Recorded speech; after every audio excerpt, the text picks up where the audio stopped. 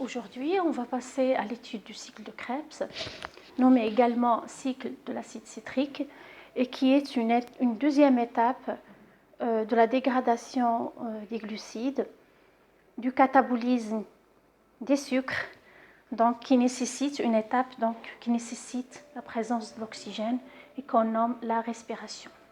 Au cours d'une dernière séance, nous avons travaillé sur la glycolyse et nous avons montré que c'est un ensemble de réactions d'oxydoréduction qui se déroulent au niveau du cytoplasme de la cellule en absence de l'oxygène. Le bilan énergétique et chimique, donc nous avons pu conclure que pour une molécule de glucose plus 2 ADP plus 2 PI, les atomes de phosphore, plus 2 NAD en forme oxydée, on trouve à la fin de la réaction 2 acides pyruviques ou 2 pyruvates, plus 2 NADH+, c'est la forme réduite des transporteurs de protons et d'électrons, plus 2 ATP. Ces 2 pyruvates vont passer à l'intérieur de la matrice mitochondriale et chacune des 2 molécules va suivre un enchaînement de réactions d'oxydoréduction et de décarboxylation et d'oxygénation qui forme ou qu'on appelle le cycle de Krebs.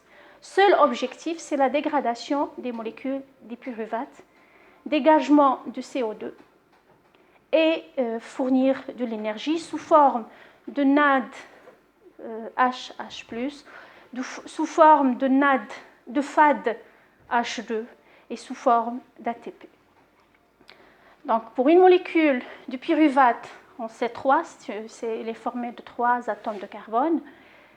Donc, le pyruvate va dégager, si vous voulez, il va perdre un atome de carbone. Il va passer donc du pyruvate à acétylcoenzyme A.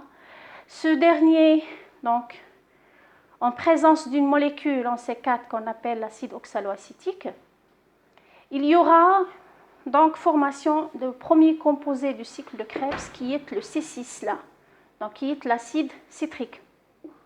Le C6 va subir un ensemble de réactions d'oxydoréduction et de décarboxylation et d'oxygénation pour donner naissance à son tour à la première molécule qui est la C4, la première molécule qui se trouve au niveau de la matrice mitochondriale et qui est très importante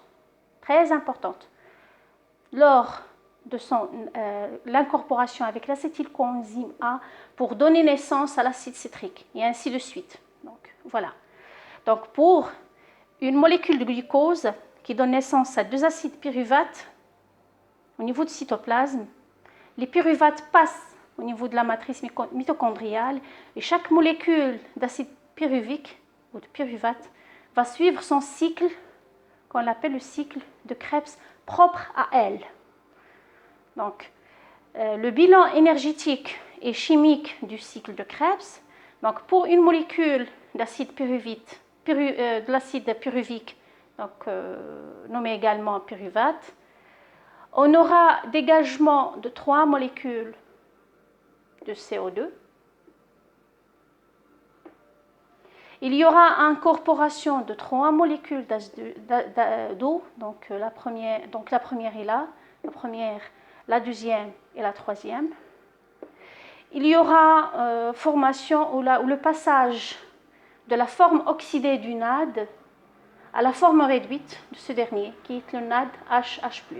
Donc on a une molécule là, une, deuxième, 2, 3 NAD en forme réduite. On aura une molécule de FAD en forme réduite et une molécule d'ATP. Donc, un petit résumé.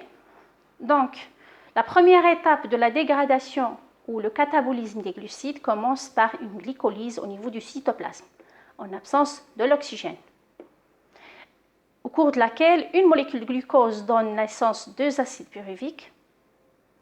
Les 2 molécules d'acide pyruvique vont passer au niveau de la matrice mitochondriale et chaque molécule d'acide pyruvique va vivre son cycle, qu'on appelle le cycle de Krebs, ou son cycle d'acide citrique pour donner naissance à 3 molécules ou dégagement de 3 molécules de CO2, 1, 2, 3, avec l'introduction de 3 molécules d'eau, 1, 2, 3, et réduction de 3 molécules de NAD, 1, 2, 3, réduction d'une molécule de FAD et la synthèse d'une molécule d'ATP.